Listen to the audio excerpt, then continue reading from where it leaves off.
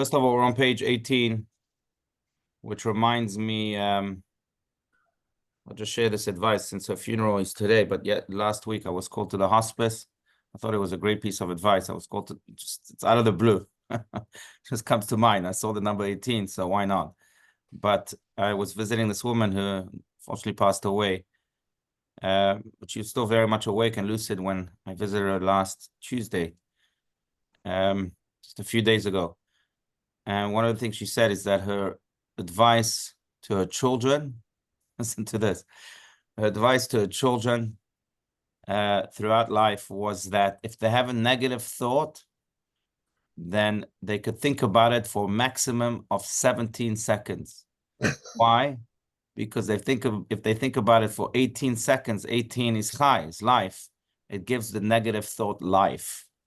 So in order not to give the negative thought life, they can think about it just for 17 seconds. That's it. I thought it was beautiful. Anyway, so we're on page 18. Reminded me of that at the top of the page. I also want to remind everyone, if you need a PDF, I'm using a PDF myself. So feel free to ask me or Margot, and we'll be happy to send you one. I have special permission to do so. All right, so we're speaking about truth and how truth is indeed absolute because it is divine. And that divine truth we possess ourselves deep within. Our soul is a piece of that divine truth. Everything else is really a lie. Everything that opposes to it, everything that deviates from it is a lie. So the conclusion thus far is that we may not be living our divine truth all the time. And but as long as we remember that, that's already half the remedy. Because many people think that the world that they're living in is the truth. The lies that they're living in are the truth.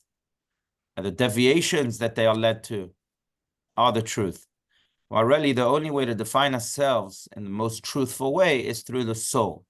Now, the Beinoni has that connection to that soul, especially during prayer, during mitzvahs, where he's completely aligned with God at that point, that he knows the truth. He therefore allows himself to be guided by that truth that he experiences at least 3 times a day during prayer, as mentioned.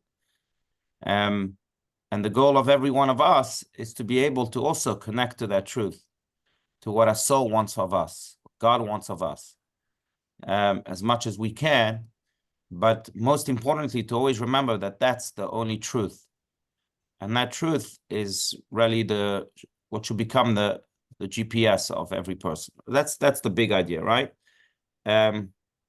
It's hard for us because, as the Tanya also mentioned, we fluctuate between all sorts of modes, all sorts of levels. So it gets confusing. But as long as we remember, again, that divine soul is the only truth, and that should guide us, then we're already half the way there. Okay, let's continue page 18, again, high. Top of the page, second paragraph. Does anyone want to read? I'll read. If nobody else does. Go for it. Okay. Amy, Margot, Trevor. Amy, you're on mute. So, but go ahead, Margot, whoever. Okay. I'll do it next. Okay, you'll do it next. Okay. Good. For in Yeah. their case, too, their love during their prayers may be termed the lip of truth shall be established forever. The Benoni's love, though inconstant, except for such times as prayer, is also called the lip of truth shall be established forever. His love also brushes the unyielding stone of truth. Right. Continue a little bit. Since their divine soul has the power to reawaken this kind of love constantly during its preponderance in time of prayer, day after day. Right. A little more? Just a little more. The test of truth remains what is established forever. There is no room for concession, but there can be slight broadening of parameters. The Benoni's love is also the lip of truth, for in its own way it is established forever. The Benoni's love is no unexpected sudden event reached by happenstance. It is there, available and accessible in his soul, ready to be re-experienced at any time. His predicament, then, is an inability to alter his created nature, the essential design of his innate desires. and for that reason, he cannot maintain the experience continually. But while one cannot therefore label the experience absolute truth, yet from the standpoint of the individual, because he can relive this, it is not possible to call it untrue. The fact that he can re-experience this time after time, whenever he wishes, indicates that his soul possesses something steadfast, something forever and true that can sustain it. Right. You know, this reminds me of the parable of Rabbi Hillel of Parich, who was a Hasidic Jew of some 300 years ago, student and friend of the author of the Tanya, actually, of Rabbi Shneur Zalman of Liadi, who says that the journey of the soul, speaking of that piece of truth, the journey of the soul can be compared to music, and particularly a piece of music that a person hears and falls in love with immediately. If it's ever happened to you, that you hear sometimes a composition and you just take into a different world. You fall in love with that composition immediately. I don't know if it can happen with certain types of music, with rap and hard rock, but probably with classical music, right, Gary? That happens. And with other types, no. I'm not putting other music, whatever type of music. You fall in love with that, and then you have a problem. And that is that you didn't write it down. You didn't know where that composition came from. And your whole life, you seem to be in search for that music. And you walk into a supermarket and there's music playing. You say, is that the music? No. And then you go to a concert. Is that the song that I once heard? No. And everywhere you go, you're in search for that music just to be able to hear it again, so that it can give you the same ecstatic feeling that you had when you first heard it. Rabbi Hillel of Paris says that that's the story of the soul. In heaven, we heard best music, heavenly music. And then the soul is sent to this world. And in many ways, what the soul tries to do in this world is to find that piece of music, that composition that it heard in heaven. So some people, they go shopping obsessively. They think that they'll find that music. Some people, they do worse things. They fall into drugs, addictions. That's where they think they'll find their music. They try everything to get that high, but nothing resonates until the soul does a mitzvah. Till the soul does maybe a particular mitzvah, because every soul also has its own unique mitzvah that it's most connected to. As the Talmud says, that everyone has their own particular mitzvah that is most in line with the neshama. Some people, it's learning Torah. But as soon as the soul does something that is divine, that's when it says, oh, now I can have a taste of what I had in heaven. And in many ways, that's really the story of the Beinoni. This is exactly what this is saying, that we have the Beinoni's love, as it says here, is available and accessible in his soul, ready to be re-experienced at any time, as Rabbi Steinzel says. Re-experienced from the first experience that it had in heaven. And it just needs to go into that prayer, into that mitzvah, and then it can re-experience it. And the more it does that, the more it's one with its source, one with its heavenly tune, so to speak. Maybe this is also why the Talmud teaches, it's a powerful thought, that when we are in our mother's womb, right, we study Torah from an angel for 9 months. The angel teaches us the entire Torah. And it has a description that's amazing, that there's a candle lighting above the head of the fetus that shines from one end of the world to the other as he's studying Torah from this angel. And then the fetus comes out, the baby is born, and the angel then slaps the face of the baby, and the baby forgets the whole Torah. And we have to relearn it. So the question is asked, then why teach the whole Torah to this baby, to every baby, when we're going to forget it anyhow? What's the point? But that's exactly the point, that the study of Torah will not be a new experience for the human being. It will be an experience that was once experienced in the deepest, most heavenly way. And then when we study Torah, something deep within resonates, even though we may not even know Aleph, we may not even know Bet, But as soon as we start studying that Aleph, there's something that's just so divine. Where does it come from? From my experience, a subconscious experience that we experience with the angel when that candle is shining from one end of the world to the other.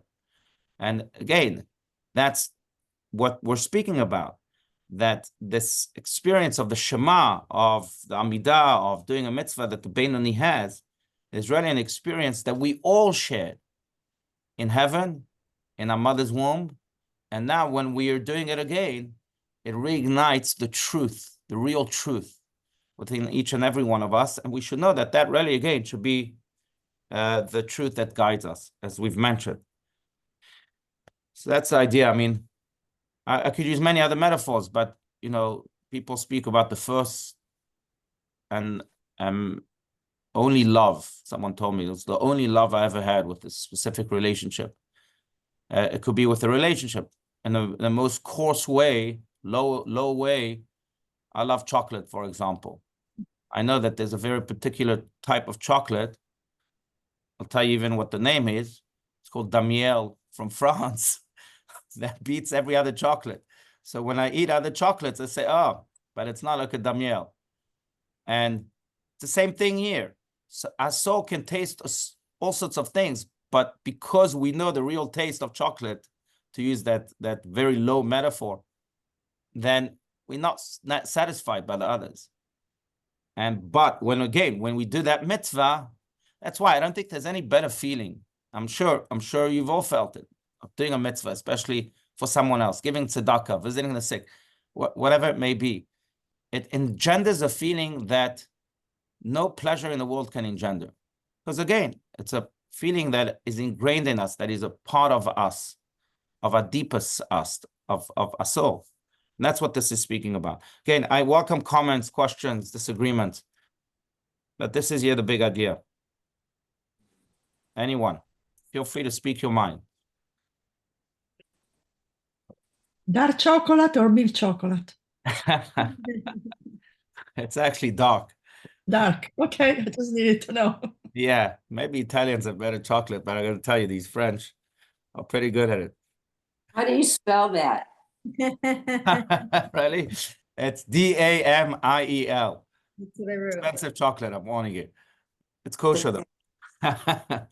Okay. All right, let's continue then. Let's continue. Bottom of page 18.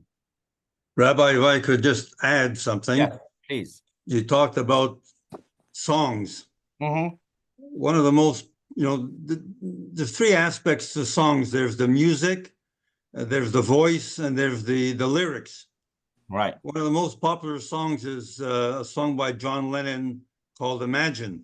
Yes. Look at the words carefully.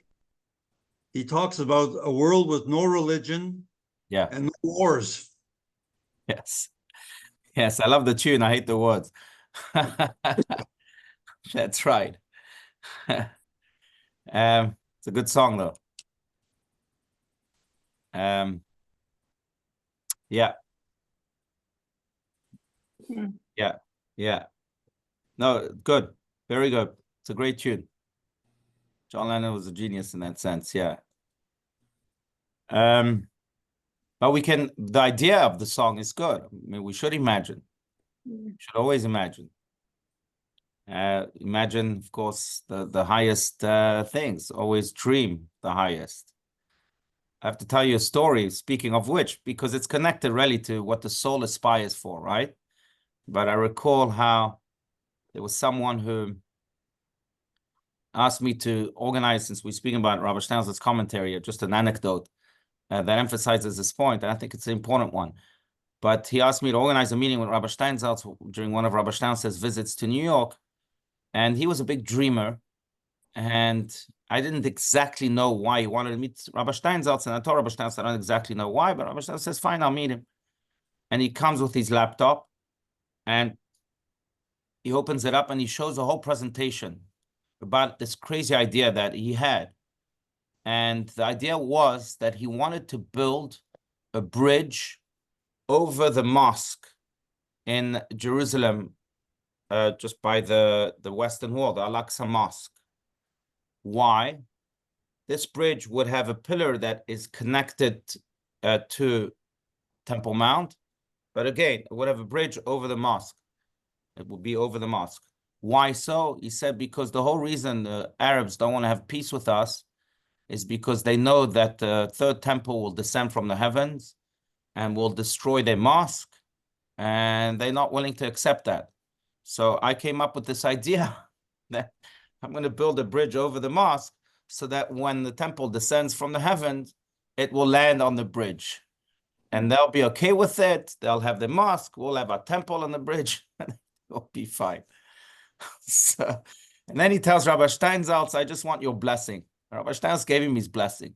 And after he left the room, I said, Rabbi Steinsaltz, you really gave him a blessing here? It's like the craziest idea I've ever heard. And Rabbi Steinsaltz responded, I like people with crazy dreams. And in many ways, I think that speaks to that, right? We have to imagine, we have to dream the highest of highs and then try to achieve the highest dreams. Because that's what fuels us. In many ways, that's what the soul is, right? The soul is infinite potential. And therefore, it wants to achieve the greatest dreams, the greatest potential, the infinite potential that it has. And we feed it all sorts of limits. But really, when it can achieve that greatest potential with a mitzvah, and that's the power of a mitzvah. Mitzvah is divine, and therefore it has an infinite impact on this world, not a finite one, because it comes from above. So it really shatters the laws of nature, so to speak, when we do a mitzvah in this world. It really changes the energy in the room and in the world altogether. So when we do a mitzvah like that, and we dream for mitzvahs, and we achieve more and more, that's when the soul says, okay, I found that position that I once heard in heaven and in the womb of my mother. Okay, let's continue. But this definition of truth. But this definition of truth as well is not easy to live up to. It does not forgo the real difficulty in the stringent requirement that the definition of absolute truth sets forth. Though the uppermost human achievement is only relative truth, the core truth of that individual, there is a demand here for an almost scientific validation of the matter. Scientific proof can be repeated. An experiment that cannot be replicated is not an experiment. It is an isolated event and cannot enter the realm of truth. It is unscientific. And this replicable truth is what the author seeks from the Benoni. The experience of an aroused soul can happen to anyone, but not on demand whenever he wishes. The author expects from the Benoni the quality of a lip of truth, that he have the ability, at the least, to return to this experience anytime he exercises this desire. Right, in many ways, so as he says here, the test of truth is whether it can be repeated. If it's a once in a lifetime experience, then maybe it was false. Maybe it was just hot air. Rabbi Steinsaltz would call that, false pregnancy. That it feels like a pregnancy, but there's nothing there. And in many ways, this is what the Benoni tries to achieve, some consistency in that experience.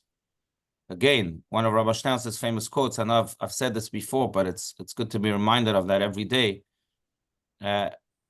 because I once asked him, if you had to condense Judaism to one word, what would it be? And as you know, he said consistency. So we have to be consistent with that quote too and quote it as much as possible. But that's the idea, that we can take this experience and re-experience it every day. Otherwise, it's just a fleeting experience that really not only leaves no impact, but that was in many ways futile. And I would add that this experience might not be experienced in the same way every time we recreate it, every time we do that mitzvah, every time we say that Shema, every time, we change. Every day we're supposed to change, we're supposed to grow. So the experience is a little bit different because we re-experience it from a different perspective, even though the essence of the experience is the same. It's the same taste of that chocolate, the same taste of that music in heaven. But the way we experience it is different. The perspective we have towards it is different. But nonetheless, there should be a consistency in the experience. Otherwise, again, It's almost no point to it. As even Aristotle writes, there's a famous quote by him that says that it's easy to fly into an emotion. But when to fly into it, how to fly into it, why to fly into it, etc., that's harder. That's a task that not everyone can achieve. I would say the same thing here. It's easy to have that spiritual experience. Most people have it during their lives, maybe multiple times. You know, whether it's when something horrific happens in their lives and then they're awakened, or the opposite, something beautiful happens in their life and then they awaken, or whether it's a Yom Kippur or a visit to the Western Wall or whatever it may be. The question is, how are we going to translate this into a day-to-day experience so that it doesn't just disappear? And that's the idea here, that this truth must be a guiding force every day. Otherwise, we revert to being a Rasha. That's the difference, really, between the Beinoni and the Rasha. The Beinoni is the one that is guided by its truth. And this truth is inconvenient, right? It could be a very inconvenient truth because it might ask us to sacrifice certain things. Someone told me the other day that it's a nice expression. You might not find it nice, but it was nice. He says that every injection demands a rejection. So when you inject yourself in something, it means you're going to have to reject something, right? So if you're going to inject yourself in a business venture, you might have to reject some sleep. You might have to reject some, some leisure time, because now you're so invested in this venture. So every injection demands a rejection. I would say it's the same thing here. In order to inject ourselves in this truth, we might have to reject certain things, certain habits, or certain ways of looking at things. So it's a sacrifice. But that's how we make this truth a consistent guide. And in many ways, that's what elevates us from the low levels of the Rasha to the level of the Beinoni.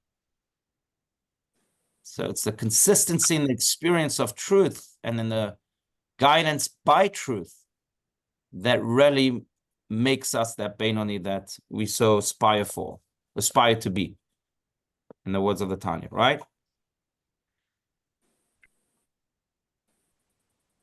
Again, feel free to speak your minds. I will quote once again Rabbi Steinsaltz, who says that the most important question of life is ve'azma, and then what?